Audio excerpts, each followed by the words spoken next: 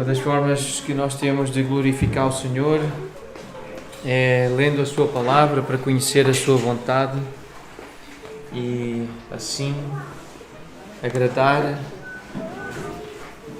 e honrar o nosso Senhor. Vamos então abrir as nossas Bíblias no Salmo 143. Vamos fazer esta leitura de pé, depois os nossos pequeninos acompanham a Graça, que vai servi-los contando uma história.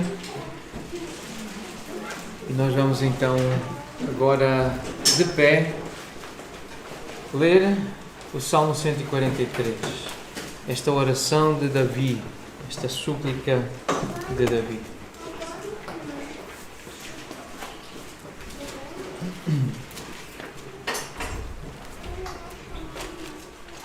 Atende, Senhor, a minha oração, dá ouvidos às minhas súplicas.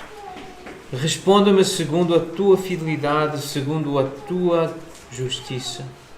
Não entres em juízo com o teu servo, porque à tua vista não há justo nenhum vivente. Pois o inimigo me tem perseguido a alma, tem arrojado por terra a minha vida, tem-me feito habitar na escuridão como aqueles que morreram há muito. Por isso, dentro de mim esmorece o meu espírito e o coração se vê turbado. Lembro-me dos dias de outrora, penso em todos os teus feitos e considero nas obras das tuas mãos. A ti levanto as mãos, a minha alma anseia por ti, como terra sedenta. Dá-te pressa, Senhor, em responder-me. O espírito me desfalece. Não me escondas a tua face, para que eu não me torne como os que baixam à cova. Faz-me ouvir pela manhã da tua graça, pois em ti confio. Mostra-me o caminho por onde devo andar, porque a ti elevo a minha alma. Livra-me, Senhor, dos meus inimigos, porque em ti é que me refugio. Ensina-me a fazer a tua vontade, pois tu és o meu Deus. Guia-me o teu bom espírito por terreno plano. Vivifica-me, Senhor, por amor do teu nome, por amor da tua justiça. Tira da tribulação a minha alma. E por tua misericórdia, dá cabo dos meus inimigos e destrói todos os que me atribulam a alma, pois eu sou teu servo. Vamos orar. Senhor, nós damos-te graças por esta oração de Davi que serve de modelo para nós nesta manhã. E queremos aprender a orar com a tua palavra. Queremos aprender a orar com Davi, queremos aprender a orar com Jesus, o nosso mestre, o nosso guia, o nosso pastor. Obrigado, Senhor, porque nos tens feito teus filhos e teus servos. Quero te agradecer pelo que já foi feito nesta manhã para te servir, servindo uns aos outros.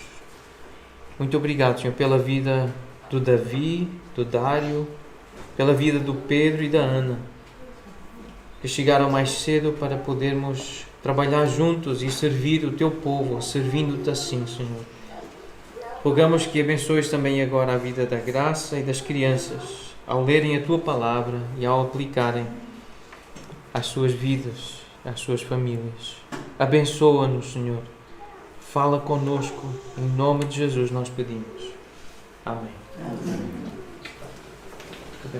Os irmãos podem sentar e os pequeninos podem então sair com a irmã Graça e nós vamos voltar a olhar agora para o Salmo 143, o versículo 1 deste Salmo, que é uma expressão de clamor, de súplica. Senhor, atende à minha oração. Eu estou a orar, eu estou a falar contigo, diz Davi. Dá ouvidos às minhas súplicas, eu estou a rogar. Então é uma oração que Davi está a fazer, é um pedido que Davi está a apresentar a Deus. E nós sabemos que precisamos orar. Eu preciso orar, o irmão, a irmã, tu precisas orar. Todos os que invocam o nome do Senhor serão salvos. Todos os que oram a Deus. É neste sentido que Joel 2 escreve inspirado pelo Senhor, recebendo uma revelação do Senhor, ele escreve ao povo do Senhor: todos os que invocam o nome do Senhor serão salvos. Isso é o que a oração significa, invocar o nome do Senhor. A oração é o nosso sustento vital. Se nós oramos, nós vivemos para Deus. Se nós não oramos, nós não vivemos para Deus. A oração não é algo apenas para quem está a começar a vida cristã, mas para todos os dias, para todas as pessoas que vivem a vida cristã, até que morramos ou até que Jesus volte. A oração é uma necessidade urgente e sempre presente. Então, esta consciência da presença de Deus e de que Ele ouve a nossa oração, isto é oração. É a fé que nos leva a acreditar em Deus, acreditar que Ele se revela a nós, que Ele nos ouve. É isto que nos conduz à salvação. Que é assim que nós ouvimos o Espírito de Deus nos convencer do nosso pecado. É assim que nós percebemos o Espírito de Deus a dar-nos entendimento de verdades espirituais que de outra forma nós não entenderíamos. É orando, é buscando a presença do Senhor, é dispondo-nos a ler a Sua Palavra, porque nós precisamos ser ensinados a orar. E os Salmos ensinam-nos a orar. Atanásio escreveu que os Salmos têm um lugar único na Bíblia, porque a maioria das Escrituras falam para nós, enquanto os Salmos falam por nós. Então, é esta ideia de que os Salmos estão-nos a ajudar a falar com Deus. Eles dão-nos palavras para nós apresentarmos a Deus. Nós lemos no Novo Testamento que João Batista ensinou os seus discípulos a orar, e os discípulos de Jesus então pediram a Jesus: Senhor, ensina-nos a orar, como também João ensinou os discípulos dele. E Jesus respondeu com o padrão de oração que nós chamamos de o Pai Nosso, ou a oração do Senhor, a tradução literal do inglês. Contudo, o Pai Nosso, essa oração, esse padrão, essa oração modelo, ela é apenas uma ponta de um grande iceberg bíblico que é o ensino de Deus e a forma como Ele nos treina na oração. O Pai Nosso é apenas uma parte de um grande iceberg que nós precisamos conhecer e mergulhar nas Escrituras para saber como orar. Os Salmos provavelmente são a parte mais significativa desse iceberg bíblico, dessa montanha de informação bíblica acerca da oração, de como orar, de como falar com Deus. Os Salmos eram as orações corporativas do povo de Deus, o povo da velha aliança, o povo de Deus na velha aliança. Mas o povo de Deus na nova aliança continua a usar os Salmos. Uma igreja cheia do Espírito Santo falará entre os seus membros, entre si, com salmos, hinos e cânticos espirituais. Nós lemos isso em Efésios 5:19. E estas três expressões descrevem canções espirituais e são as palavras mais comuns no Velho Testamento grego para traduzir ou para referir a ideia de cânticos religiosos, e ocorrem intercambiavelmente nos títulos dos salmos. Salmos, hinos, cântico, em grego aparecem como sinónimos. Então nós precisamos ser ensinados a orar. Os Salmos ensinam-nos a orar. 6 bênçãos relacionadas com a oração baseada nos Salmos. Estas ideias são extraídas de um comentário de Christopher Ash aos Salmos, ele que deu um curso de treinamento em pregação expositiva no livro dos Salmos e reuniu então estas bênçãos que ele concluiu serem bênçãos espirituais que nós recebemos e que ele acha que todo crente que lê os Salmos e faz orações baseadas nos Salmos podem receber. Os Salmos treinam-nos a responder às riquezas da verdade bíblica. Os Salmos moldam seres humanos equilibrados para orarem em todas as circunstâncias da vida humana. Não é só quando tudo vai bem, não é só quando tudo está mal, Os salmos dão-nos este equilíbrio, formam-nos como seres humanos equilibrados para vivermos a fé em todas as circunstâncias. Os salmos remodelam as afeições humanas desordenadas à luz da boa ordem de Deus. Ordenam os nossos sentimentos e as nossas emoções. Os salmos podem adoçar emoções azedas. Os salmos são um corretivo contra a piedade peculiar ou individualista. Aquela pessoa que acha que pode fazer do seu jeito, é apenas o seu estilo, é como ele gosta e como ele quer, é a sua individualidade, e o salmo corrige isso. Porque não é do jeito que gosta e que quer, é do jeito de Deus. E é algo para ser vivido coletivamente como povo. A fé cristã não é apenas algo individual. Tem o seu lado individual, único, peculiar, mas a fé cristã tem um lado corporativo e principalmente de se fazer corresponder ao padrão que Deus estabelece para a oração. E por fim, então, a sexta bênção mencionada por este irmão: os salmos despertam-nos para sermos fervorosos no nosso relacionamento com Deus. Para haver emoção, para haver calor, para haver alegria, para haver riso, para haver muitas vezes pranto, choro, para haver fervor, haver compromisso. E os salmos ensinam-nos a sentir emoções na nossa vida de devoção a Deus, na nossa vida de oração. Ele exemplifica emoções que as pessoas sentem na sua relação com Deus.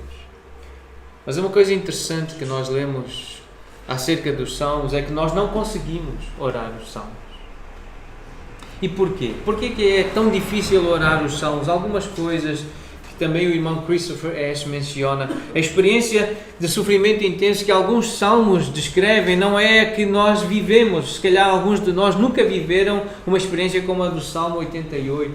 É um salmo que descreve uma profunda depressão. E se calhar muitos de nós aqui nunca passaram por isso. E às vezes então é difícil nós nos identificarmos totalmente com essas experiências tão dramáticas.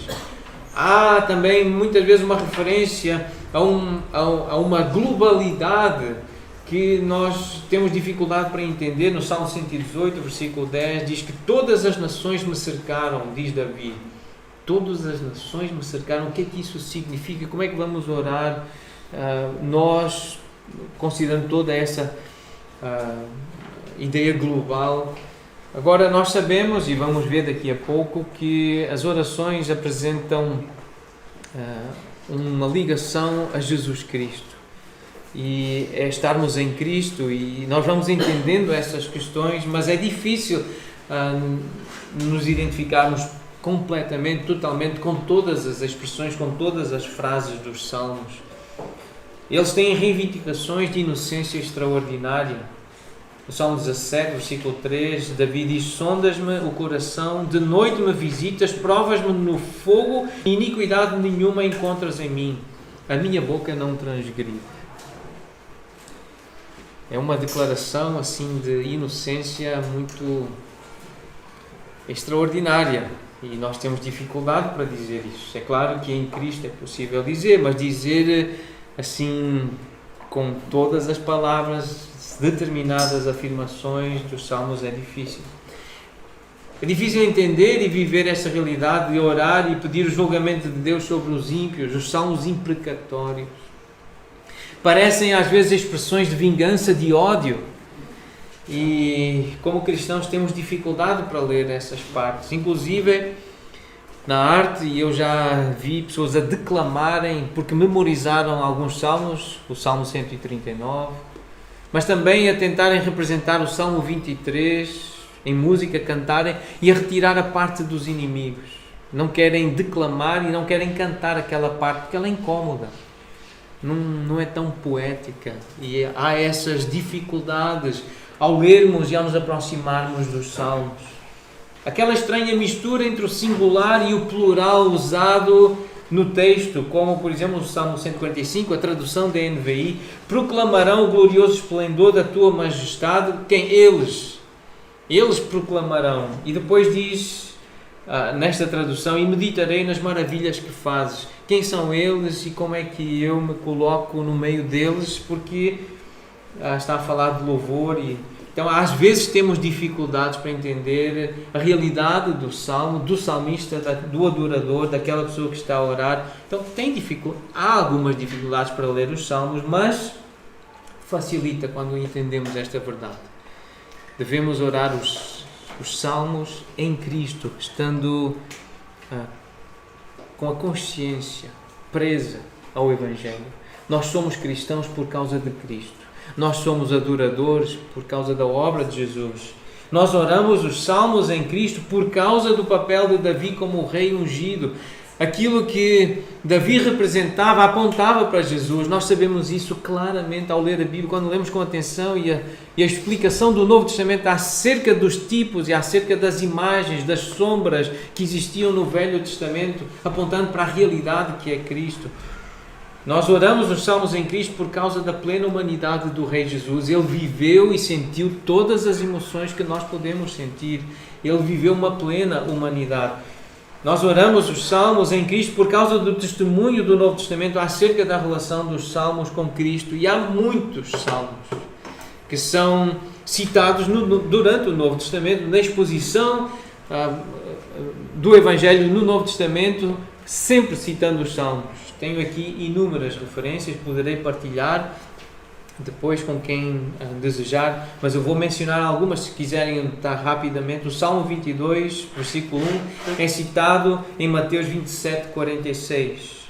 O Salmo 31, 5 é citado em Lucas 23, 46. O Salmo 6, 3 é citado em João 12, 27. São muitas, eu não vou citá-las todas agora, mas poderei partilhar essas citações, o uso do Novo Testamento, que o Novo Testamento faz dos Salmos e essa relação com Cristo.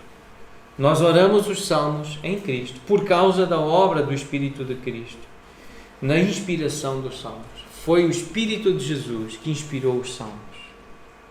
Quando falamos do Espírito Santo, nós estamos a falar do Espírito de Jesus. É essa expressão que aparece no Novo Testamento para explicar quem é o Espírito Santo. É o Espírito de Deus, é o Espírito de Jesus. Eles são um.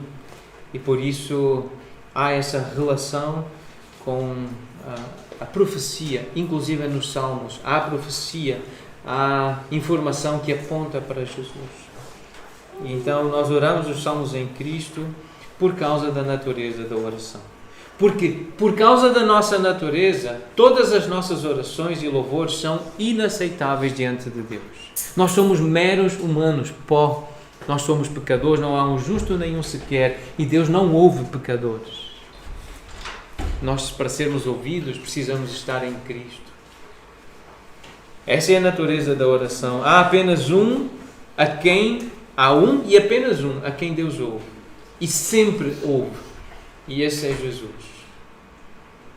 Por causa da cruz, nós podemos orar em nome de Jesus, por causa do que Ele fez, a obra de Jesus, aquele novo e vivo caminho que Ele nos abriu. Por causa da cruz, nós temos o Espírito de Jesus para nos capacitar a orar. Então nós temos aprendido a ler as Escrituras para encontrar Cristo. A pregação e o ensino da Palavra de Deus têm que estar muito bem solidificados na teologia bíblica. E o que é a teologia bíblica? É essa maneira como toda a história da Bíblia se desenrola e se encaixa, culminando na vinda, na morte e na ressurreição, na ascensão e na volta de Jesus. Isso é teologia bíblica, é conhecer toda a história de Jesus. E o Salmo 143 contribui para esse propósito de nos ensinar a orar e de nos ensinar a conhecer as Escrituras e o nosso Deus, o Deus da Bíblia. Nós já lemos o Salmo e podem ser identificadas três ideias principais ou três temas principais neste Salmo 143. Eles estão interligados e a primeira ideia é que Davi está profundamente consciente de que Deus não lhe deve nada. E esta é uma ideia que precisa estar muito presente na nossa vida como pessoas que oram, como adoradores, como crentes, como cristãos. Deus não nos deve nada. Nós não nos aproximamos de Deus para reivindicar direitos. Deus não nos deve nada. Uma outra ideia do Salmo é que Davi apenas pode clamar a Deus por causa da consciência desesperada de necessidade. Ou seja, o que lhe resta é clamar. O que lhe resta é pedir, suplicar, é rogar. Ele tem uma necessidade tão grande que o que lhe resta é pedir. Deus, eu não posso fazer nada por mim, eu só posso clamar. Eu só posso orar. E é essa consciência de uma profunda necessidade que nós temos que ter acerca da nossa humanidade, de quem nós somos. O rei, que representa, portanto, Davi, mas também um tipo de Jesus, o rei conhece e reivindica as promessas pactuais de Deus para ele. Na aliança, em Cristo, nós podemos pedir ao Senhor o cumprimento das suas promessas. Não são direitos que nós temos. É Cristo que tem. Nenhum de nós tem direito. Davi sabia disso, mesmo tipificando o rei. Ele começa a oração e no versículo 2 ele diz: à tua vista não há justo nenhum vivente, por isso não entres em juízo para comigo, não me julgues de acordo com o meu proceder, de acordo com aquilo que eu sou. Porque, e esta frase que eu li, eu ouvi há algum tempo atrás, aquilo que eu sou grita tão alto, fala tão alto, que as pessoas quase não conseguem ouvir aquilo que eu digo. Porque o que eu sou fala de uma forma tão clara e tão alta, ela grita tanto, que as pessoas praticamente não conseguem ouvir o que eu falo. E Davi sabia quem ele era. E não precisava dizer que era injusto, que era pecador. Deus sabe quem Davi é. Ele é um homem. E nós sabemos quem nós somos. Nós não merecemos nada.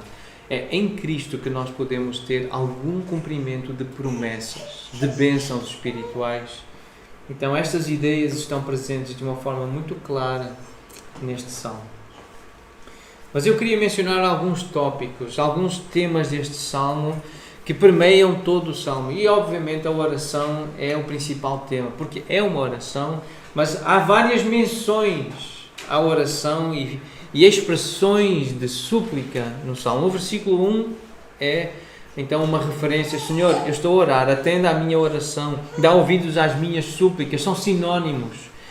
Então é um pedido: Senhor, responde-me segundo a tua fidelidade e a tua justiça. O versículo 6 também interpreta o que é a oração: a ti levanto as mãos. Esta ideia de erguer o corpo, erguer a alma, de se dirigir a Deus, é uma expressão de oração, é fazer com que o corpo simbolize ou represente aquilo que a alma precisa viver. Se erguer, se dirigir a Deus. Uma expressão comum neste salmo e em vários salmos, de levantar a alma, de se erguer, de se dirigir a Deus. E esta expressão, a minha alma anseia por ti. O versículo 7, 8 e 9 também trazem expressões, são frases, são orações, é o que Davi está a pedir.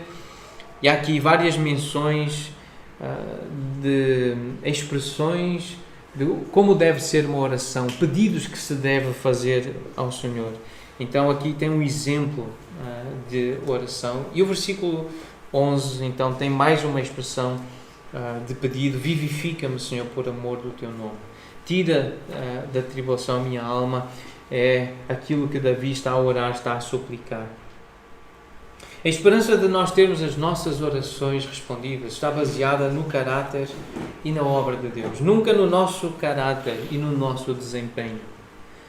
João 14, versículo 13 diz: tudo o que pedirmos em nome de Jesus, é isso que ele diz aos discípulos: tudo o que pedirdes em meu nome, isso farei, a fim de que o Pai seja glorificado no Filho. Então é no nome de Jesus. O que significa pedir no nome de Jesus? Hebreus 10 explica o que isso significa. Qual foi a obra de Jesus?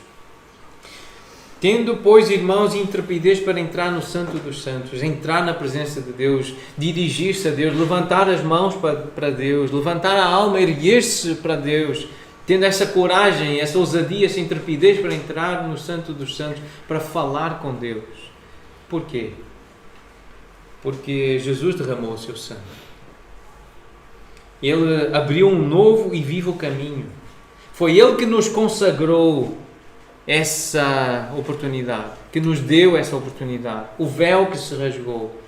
E é uma referência à sua carne que foi rasgada, foi traspassada, foi moída, foi sacrificada.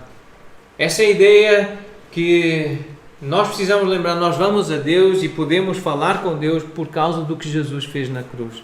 Essa é a razão. Nenhum de nós, por características que tenhamos, por esforço que façamos, podemos ter qualidades suficientes para que Deus ouça a nossa oração. É Jesus que tem essas qualidades. É Ele que tem essas virtudes. Foi Ele que realizou essa obra. E isso é importante entender. Davi entendeu que nele não havia bem nenhum, nele não havia virtude nem justiça. Mas é isto que nós também precisamos entender. Outra expressão importante neste salmo, ou outra ideia importante, é o caráter de Deus, são os atributos de Deus, e aqui são referidas a fidelidade e a justiça de Deus. No versículo 1, como já lemos, no versículo 2, quando Davi diz não entres em juízo, quer dizer não exerças justiça sobre mim, não sejas juiz. É uma referência à justiça de Deus. E no versículo 11, então há de novo uma referência à justiça do Senhor, por amor da tua justiça, por seres um Deus justo. E por fidelidade,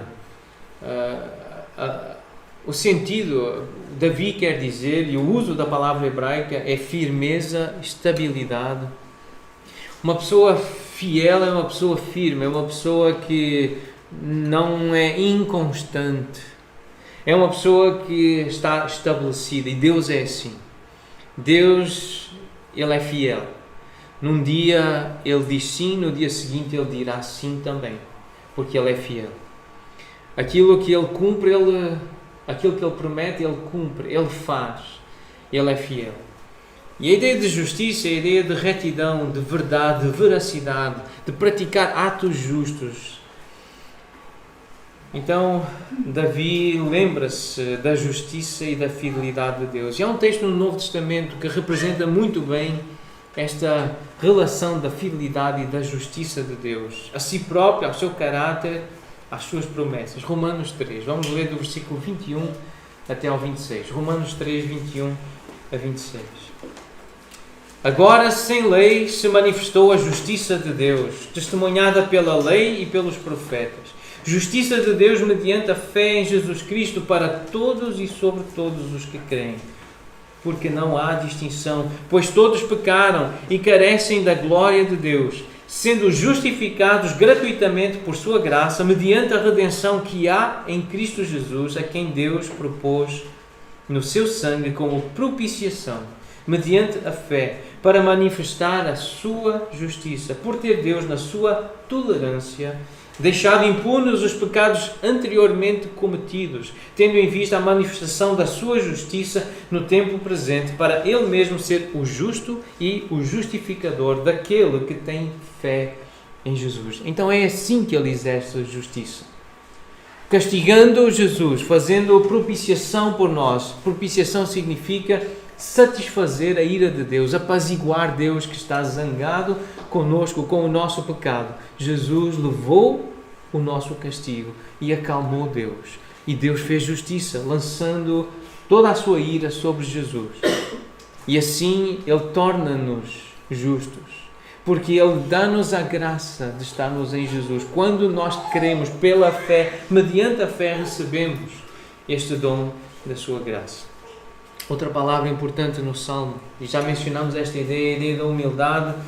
À tua vista não há justo nenhum vivente. Davi estava consciente que ele, sendo um ser vivo, ser um ser humano, ele não era justo, não há justiça. No versículo 4, dentro de mim esmorece o meu espírito, eu estou quebrantado, eu sou fraco, eu estou desanimado, o meu coração se vê perturbado. Quantas vezes nós nos sentimos assim? O versículo 7 diz: o espírito me desfalece, eu sinto-me fraco. Isto são expressões de humildade. E Davi está a mostrar que é humilde. Então, Romanos 3, 27, na sequência da justiça de Deus e da fidelidade de Deus, e vem esta pergunta que Paulo faz: onde pôs a jactância? Onde pôs a arrogância, o orgulho, a altivez? Quem é que pode falar de si mesmo, falar bem de si mesmo? Foi de todo excluído. Se alguém entendeu a mensagem do Evangelho, exclui toda a jactância, toda a arrogância, toda a autossuficiência, toda a vaidade e orgulho. Isso foi excluído. Porque lei das obras, pergunta Paulo? Não, pelo contrário, pela lei da fé. Concluímos, pois, que o homem é justificado pela fé, independentemente das obras da lei. E isto mata-nos, porque nós queremos merecer a salvação. Nós trabalhamos para merecer o favor de Deus, as bênçãos de Deus. A religião humana é baseada no mérito pelas obras, pela obediência. Eu faço, logo Deus tem que me dar. Isto mata-nos. O Evangelho acaba connosco. Não há nada que possamos fazer. E se temos fé, é porque Deus nos dá a fé. É pela graça. Outra ideia do Salmo são as guerras, é a batalha espiritual, é o lidar com inimigos. E Davi tinha inimigos de carne e osso. O Salmo 142, o Salmo imediatamente anterior, e que parece que há uma relação com este Salmo, escrito na caverna quando ele fugia de Saul. O rei de Israel, que era um inimigo seu, queria matá-lo. Mas nós também temos inimigos. Há aqui várias menções a inimigos, portanto, no Salmo 143, o versículo 3 fala do inimigo que tem perseguido a alma, que tem arrojado por terra a vida de Davi, feito habitar na escuridão, aqui, e compara com aqueles que já morreram, que já estão sepultados. O versículo 9 menciona os inimigos, e o versículo 12 descreve o que eles fazem, eles atribulam a minha alma. Nós temos inimigos também. E o principal deles somos nós mesmos, é a nossa carne. E Paulo diz isso em Romanos 7. Eu sei que em mim, isto é, na minha carne, e a palavra carne aqui, ela é usada de várias formas, mas aqui Paulo está a falar do corpo físico, está a falar da natureza pecaminosa. E ele diz: na minha carne não habita bem nenhum, pois o querer o bem está em mim, não porém o efetuá-lo. Porque não faço o bem que prefiro, mas o mal que eu não quero, esse faço. E ele diz mais à frente no versículo 24: infeliz, desventurado, miserável homem que eu sou, quem me livrará do corpo desta morte? Eu de mim mesmo, segundo a carne, sou escravo da lei do pecado. Então é lembrar que nós temos inimigos. A nossa carne, o nosso corpo é um inimigo que nós temos que enfrentar todos os dias, à luz dos Salmos. Nós precisamos dizer: Senhor, livra-me da irresponsabilidade, livra-me da preguiça, livra-me da gula, livra-me da mentira que o meu corpo tem sempre tendência para usar, livra-me. Então esta ideia da carne é essa substância do corpo vivo que é uma referência à tendência que nós temos para nos protegermos, sentirmos prazer. É essa natureza sensual dos sentidos do homem. E é algo que está separado ou que está resistente à influência divina. E por isso inclinada ao pecado e oposta a Deus. Um outro inimigo que nós temos é o diabo, é Satanás.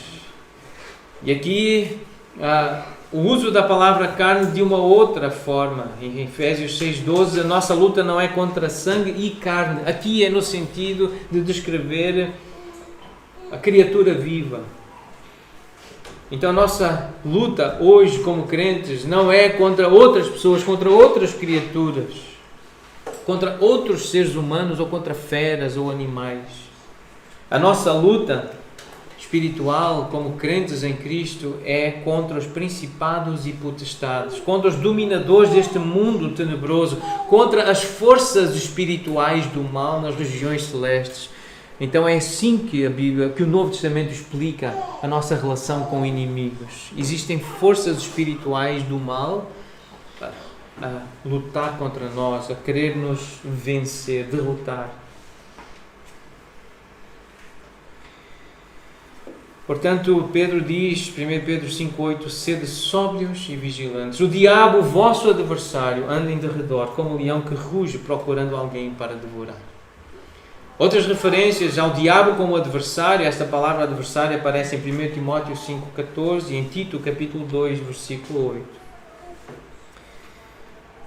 Um outro inimigo que nós lemos no Novo Testamento, o mundo, este sistema, esta era, este século, esta forma de organizar a vida material. João exorta os crentes em 1 João, na sua primeira carta, no capítulo 2, não ameis o mundo. Então ele descreve este sistema no qual nós habitamos. Nem as coisas que há no mundo. Se alguém amar o mundo, o amor do Pai não está nele, porque tudo o que há no mundo, então aqui uma descrição do que é o mundo, a concupiscência da carne. E a palavra concupiscência é um desejo forte e pecaminoso. É um desejo lascivo, é um desejo impuro. É quando a carne deseja aquilo que lhe faz mal à alma, a si próprio. É desejar aquilo que nos vai prejudicar a nós, aos outros e o relacionamento com Deus. Então a carne, os olhos, o orgulho, a soberba da vida, a jactância. Essas coisas não procedem do Pai, essas coisas procedem do mundo. Porque o mundo inteiro jaz no maligno, diz João mais à frente. O mundo é nosso inimigo e nós temos que resistir e lutar com o mundo. E a vitória que vence o mundo é a nossa fé. Portanto, há uma guerra aqui que é estabelecida com o mundo. E há uma interligação entre o eu, a carne, o diabo, Satanás e o mundo, esta era. Em Efésios 2, como estes inimigos estão todos interligados. Em Efésios 2 nós lemos assim: Ele, Deus, nos deu vida, ou vos deu vida, está a falar para os crentes em Éfeso, estando vós mortos nos vossos delitos e pecados, nos quais andastes outrora, segundo o curso deste mundo, segundo o príncipe da potestade do ar, do espírito que agora atua nos filhos da desobediência, entre os quais também todos nós andamos outrora, segundo as inclinações da nossa carne, fazendo a vontade da carne e dos pensamentos, e éramos por natureza filhos da ira, como também os demais. Então esta relação toda da influência do diabo, que nos leva a satisfazer os prazeres da carne, e este mundo, este sistema, o curso deste mundo, a tendência deste mundo, nós, portanto, também temos inimigos. Não é Saul, não é o rei ungido que nos quer matar, não é o filho Absalão, não são os filisteus, mas é a nossa carne, é o nosso corpo, é a nossa natureza humana, é a nossa preguiça, é a nossa irresponsabilidade, é a nossa imoralidade, é o diabo que anda ao derredor sempre à procura de lançar um dardo inflamado e enganar alguém e atrair alguém para um laço, para uma prisão, para um vício, para um comportamento destrutivo. E é um sistema muito bem montado, muito inteligente. É o mundo, esta era, este século, em que há aparências tão agradáveis, tudo parece tão belo, tão bonito, parece tão ideal, mas não tem Jesus. E não tem nada, portanto. Outra ideia do Salmo, versículo 5, fala de uma memória. Lembra-me dos dias de outrora, penso em todos os teus feitos e considero nas obras das tuas mãos. A importância de memoriais, de ter objetos que nos possam, ou ações, ou representações que possam levar a nossa memória, que possam levar a nossa mente, o nosso pensamento para Deus, para o que Deus já fez no passado, para o que Ele já realizou. Em Êxodo 12 é apresentado um memorial, uma festa, a festa da Páscoa, que deveria ser celebrada como solenidade ao Senhor, como estatuto perpétuo. E o versículo 24 diz: guardai, pois, isto por estatuto para vós outros e para vossos filhos para sempre. E uma vez dentro da terra que o Senhor vos dará, como tem dito, observai este rito. E qual é a razão? Quando vossos filhos vos perguntarem: que rito é este? O que é isto? Por que é que se faz isto? Respondereis: é o sacrifício da Páscoa do Senhor, que passou por cima das casas dos filhos de Israel no Egito, quando feriu os egípcios e livrou as nossas casas. É ter uma oportunidade de falar do que Deus fez, de como Ele nos salvou, como Ele nos livrou. Outra imagem do Velho Testamento é esta história da travessia do Rio Jordão, em Josué capítulo 4. A forma como Deus mandou que o povo, que os homens, 12 homens tirassem 12 pedras, que as depositassem no alojamento em que haviam de passar a noite. E eles fizeram isso, e a razão era que aquilo fosse um sinal, versículo 6, quando os filhos no futuro perguntassem o que significam estas pedras, então eles poderem explicar o que Deus fez, as obras do Senhor. Isso deveria ser um memorial. E nós temos um memorial. Nós lemos em 1 Coríntios capítulo 11 que o Senhor Jesus, na noite em que foi traído, tomou o pão e, tendo dado graças, o partiu e disse: isto é o meu corpo que é dado por vós, fazei isto em memória de mim.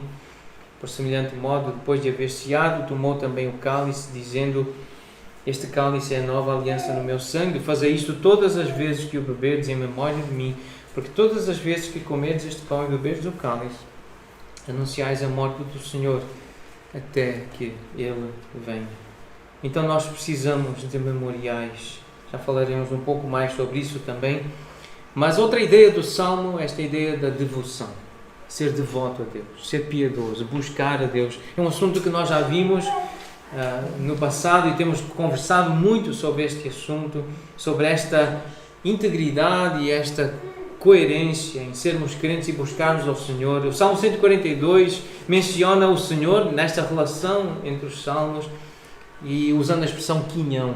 Tu és o meu quinhão na terra dos viventes. Enquanto eu estou vivo, Senhor, Tu és o meu quinhão. E o que significa então essa palavra quinhão? É uma porção, é uma parcela, uma parte, é parte do território, uma extensão de terra.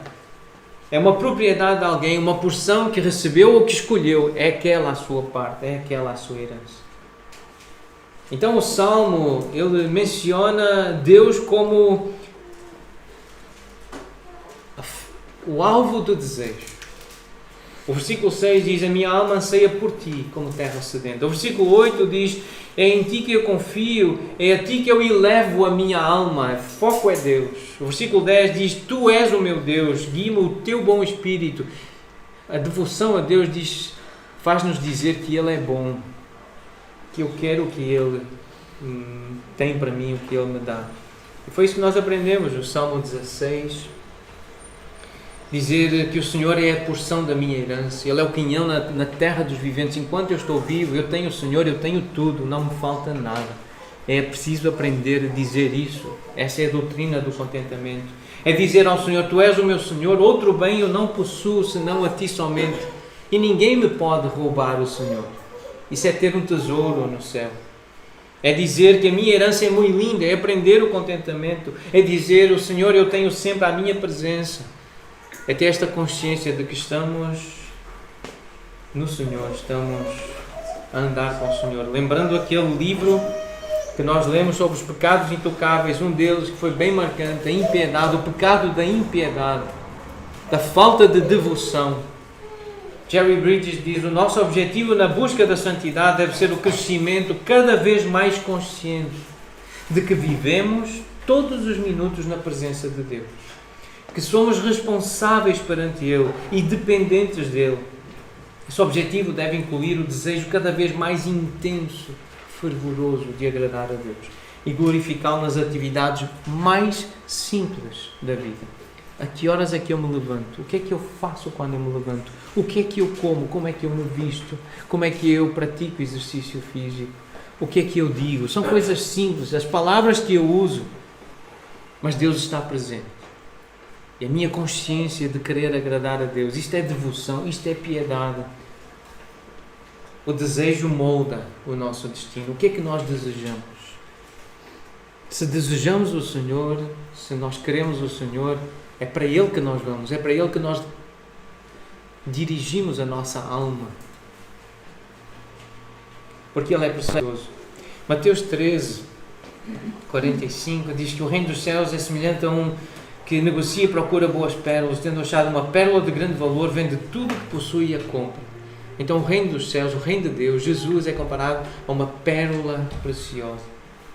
Em João 6,66, lemos que os discípulos, muitos abandonaram Jesus, já não andavam com Ele. Então Jesus perguntou aos 12, porventura quereis também vós retirar-vos? Respondeu Simão Pedro, Senhor, para quem iremos? Tu tens as palavras da vida eterna. Não há ninguém mais importante do que tu. Vamos para quem? Se és tu que tens as palavras da vida eterna. A quem tenho eu? A quem temos nós mais precioso do que Jesus? Pedro entendeu isso e Paulo também, Filipenses 1:21, para mim o viver é Cristo. Estar vivo é ter Cristo. Se eu não tiver Cristo, não vale a pena viver. E o desejo é partir e estar com Cristo, o que é incomparavelmente melhor. Isto é o que a Bíblia diz sobre devoção e piedade. E é o que nós precisamos aprender se queremos orar biblicamente. 1 de Pedro. Bendito o Deus e Pai de nosso Senhor Jesus Cristo, que segundo a sua muita misericórdia nos regenerou para uma viva esperança, mediante a ressurreição de Jesus Cristo dentre os mortos, para uma herança incorruptível, sem mácula, imarcessível. É sim, Jesus é uma herança, é um bem e Ele é precioso, Ele é perfeito. Ela está guardada, está reservada nos céus para nós. Nós que somos guardados pelo poder de Deus mediante a fé para a salvação, preparada para revelar-se no último tempo. É isto que a Bíblia diz sobre a preciosidade de Cristo, a preciosidade do Senhor. No capítulo 2, referindo-se a Cristo, Deus diz que Ele é uma pedra eleita e preciosa. Essa pedra angular, eleita e preciosa. Jesus tem que ser precioso. Nós temos que ter devoção, nós temos que ter esse desejo por Jesus. Dizer, como diz Davi, a ti levanto as mãos, a minha alma anseia por ti, como terra sedenta. Faz-me ouvir pela manhã da tua graça, pois é em ti que eu confio, é a ti que eu elevo a minha alma, é a ti que eu quero. Não são os desejos do meu coração, mas é a ti. Tu és o meu Deus, guia-me o teu bom Espírito. É isso que este salmo nos ensina a dizer. Mas não é isso que a nossa carne quer, mas é isso que Deus quer. Que nós oremos, buscar o Senhor, buscar a sua vontade, depender da sua graça e da sua misericórdia, que é outro tema deste salmo. O versículo 8 diz, faz-me ouvir então da tua graça. E o versículo 12, na minha versão, diz, por tua misericórdia dá cabo dos meus inimigos. A palavra graça e misericórdia no original é exatamente a mesma. A palavra hesed em hebraico significa essa benignidade do Senhor, essa bondade do Senhor, essa fidelidade de Deus. Deus é fiel, Ele é bondoso, Ele é benigno, Ele perdoa, Ele é compassivo, Ele dá graça. São sinónimos. E o Salmo menciona isso. E vários salmos mencionam isso. Salmo 23 diz, bondade e misericórdia certamente me seguirão todos os dias da minha vida e habitarei na casa do Senhor para todo sempre. No Salmo 30, não passa de um momento a sua ira, o seu favor, a palavra graça aqui dura a vida inteira. Ao anoitecer pode vir o choro, mas a alegria vem pela manhã, por causa da graça do Senhor. Salmo 42, o Senhor durante o dia me concede a sua misericórdia, e à noite comigo está o seu cântico, uma oração ao Deus da minha vida. Expressão tão linda é esta, é o Deus da minha vida.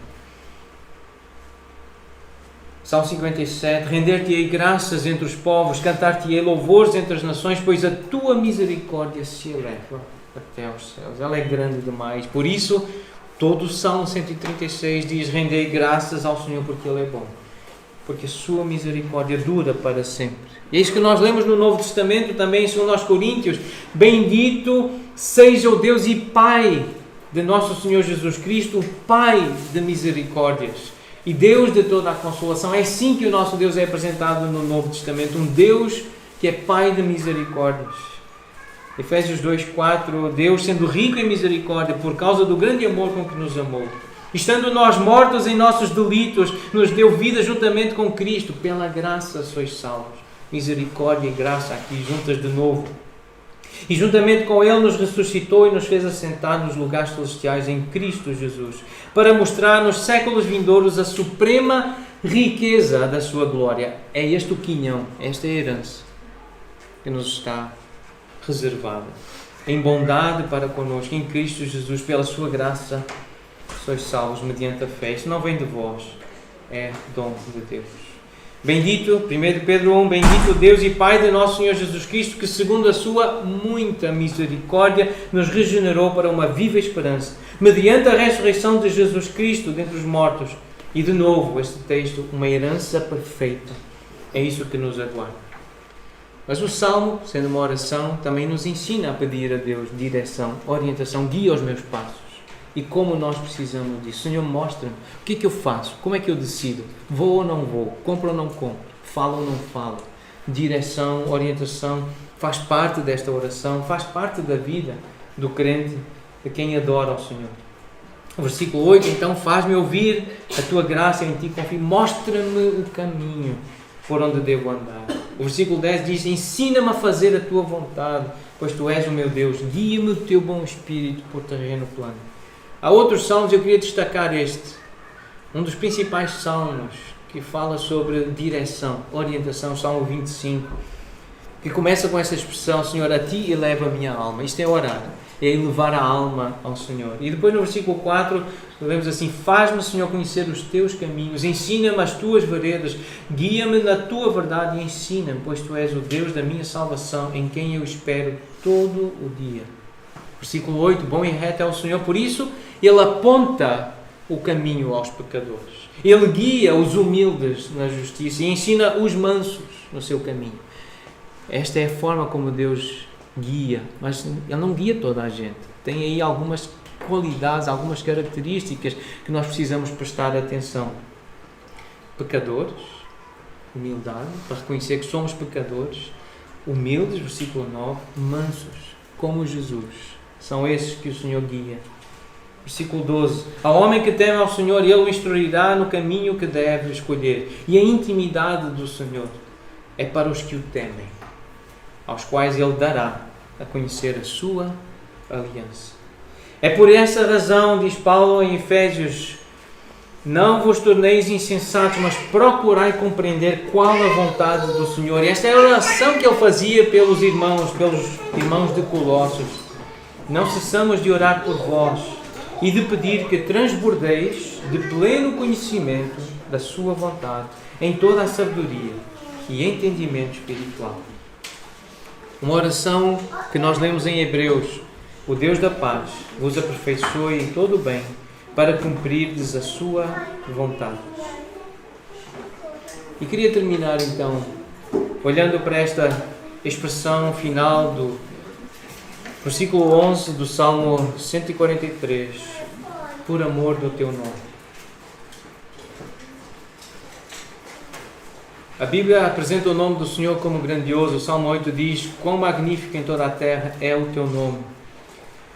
A importância do nome do Senhor no Salmo 23, guia-me pelas veredas da justiça por amor do teu nome. O capítulo 25 diz, por causa do teu nome, Senhor, então perdoa a minha iniquidade que é grande, é porque o meu nome está associado ao teu. Eu digo que eu sou de Cristo, eu digo que eu sou de Jesus, eu digo que sou do Senhor, então, por causa desse nome, perdoa-me. O Salmo 86 diz, ensina-me, Senhor, o teu caminho, andarei na tua verdade, dispõe o meu coração para só temer o teu nome.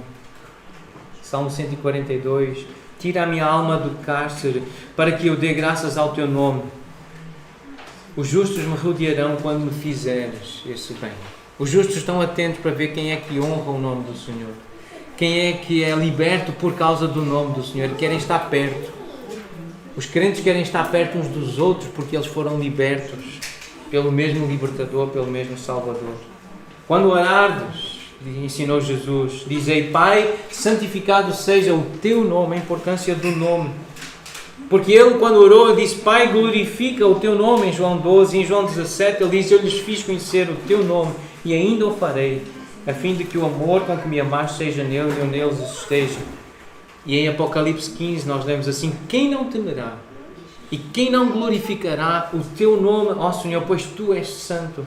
Por isso todas as nações virão e adorarão diante de ti, porque os teus atos de justiça e de misericórdia se fizeram manifestos. Atos de justiça e de fidelidade se fizeram manifestos. Por isso o teu nome é grande e será magnificado, será louvado e temido e glorificado em toda a terra. Aplicando então algumas verdades que nós lemos neste salmo, voltando ao versículo 5. Eu lembro-me dos dias de outrora, penso em todos os teus feitos e considero nas obras das tuas mãos. Spurgeon, além de ser pregador, ele era também um poeta. E vejam como ele traz esta ideia das memórias. Nós temos memórias ensolaradas, memórias sagradas, memórias satisfatórias do passado. E estas são como flores que as abelhas da fé visitam, de onde podem fazer mel para ser usado no presente. Coisa linda. Essas abelhas da fé que vão lá ao passado buscar o mel que pode ser usado agora aqui para satisfazer, para vitalizar, vivificar a alma. Por isso, fica a sugestão, mais uma vez, vamos providenciar fotos, vamos providenciar algum quadro, alarmes no relógio, no telefone, pequenos objetos para servirem de memoriais, para que a nossa alma se eleve. Vamos lembrar de Deus, do que Deus tem feito, as coisas que Ele tem feito por nós. Façam alguma coisa prática, visível, visual, material, para lembrar de quem é Deus, do que Ele tem feito por nós. Os dias de outrora. Algumas versões da Bíblia, no final do versículo 6, trazem uma expressão que é Selah. Uma expressão hebraica que significa pausa musical. E Spurgeon também faz um comentário muito interessante aqui acerca desta palavra. Algumas Bíblias têm mesmo pausa traduzido, que é um cântico, são 12 versículos e no meio tem esta pausa. E depois de descrever essa luta espiritual, então Spurgeon interpreta assim esta pausa. Era hora de fazer uma pausa, pois a súplica havia chegado ao ponto da agonia. As cordas da harpa e do coração estavam tensas e precisavam de um pouco de descanso para poderem estar novamente afinadas para a segunda parte da canção. Então nós precisamos fazer pausas. Nós precisamos de descanso, nós precisamos de afinação, precisamos do Shabbat. Nós precisamos parar. Nós precisamos dos nossos dias de repouso e de descanso. Parar determinadas atividades que nos estão a retirar a capacidade de nos concentrarmos em Deus. Selah. Pausa. Para. Afina-te. Afina o teu instrumento para poderes continuar a cantar. Faz-me ouvir pela manhã da tua graça, pois em ti confio. Versículo 8. Queria destacar esta ideia então da alma subir. A alma que confia, ela subirá.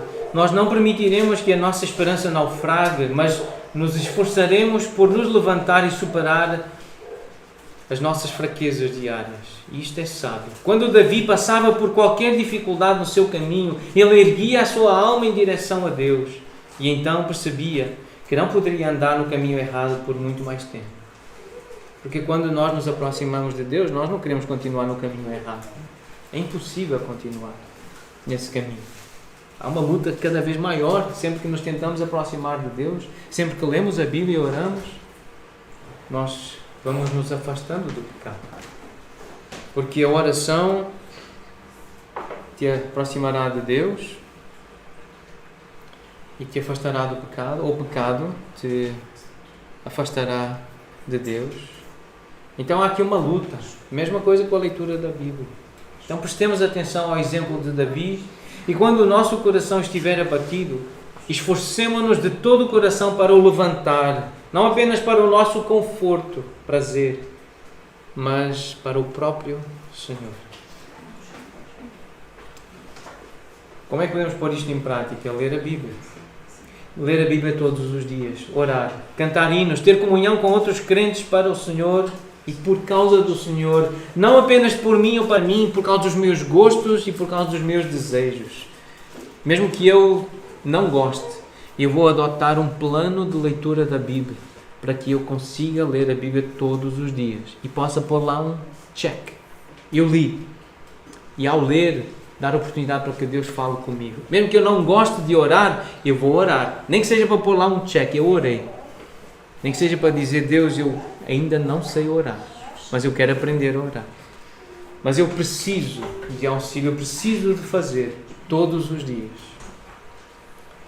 Pois eu sou teu servo. E assim termina o Salmo. Eu sou teu servo. E algumas implicações no ministério cristão para esta expressão. Porque o que é que o Salmo descreve? O Salmo no versículo 13 descreve oposição. Ele tinha inimigos que o perseguiam, que o conduziam para a escuridão, que o prendiam na escuridão. Fala de morte como aqueles que já estavam na morte, versículo 3. Fala de esmorecimento, desfalecimento, versículo 4 e versículo 7. Fala de perturbação no versículo 4, necessidade, pessoa com sede, com desejo, versículo 6. E fala de perturbação, de tribulação no versículo 11.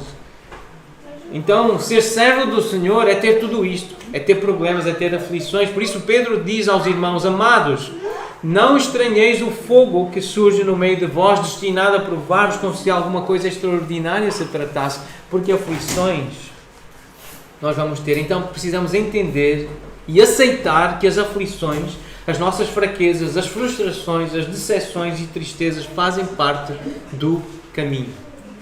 Entendamos isto e aceitemos isto. A vida não vai ser sempre agradável. Não vamos ter sempre dias ensolarados. Haverá dias de chuva, de tempestade.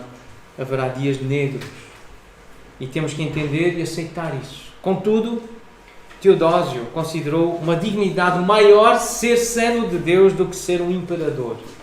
O próprio Cristo, que é igual a seu Pai, não se envergonha do título de servo. Eu sou teu servo. Isso não é a palavra é escravo. Isso não é uma ofensa, não é um insulto. Jesus adotou este título para si. Isaías 53. Deus descreve Jesus dessa forma. O meu servo. Então todo servo de Deus é um filho. Todo súbdito é um príncipe. É uma honra maior servir a Deus do que ter reis para nos servir, disse Thomas Watson, um pregador puritano. É uma honra maior servir a Deus do que ter reis a nos servirem a nós. Os anjos do céu são servos dos santos na terra. Em Cristo, o nosso Rei ressurreto, nós também podemos fazer esta oração. A oração do Salmo 143. Reconhecendo que Deus não nos deve nada, que nós não temos qualquer justiça própria. Clamando porque necessitamos dele profundamente e tendo confiança de que em Cristo nós partilhamos das promessas, da fidelidade, da justiça e do infalível amor, da aliança que recebemos dele. Ele é um Deus fiel. Ele é um Deus de pactos. É um Deus que guarda as suas promessas. Esse é o Deus da Bíblia, é o Deus que nós adoramos, o Deus que nós queremos agradar, aprender a servir cada vez mais e melhor.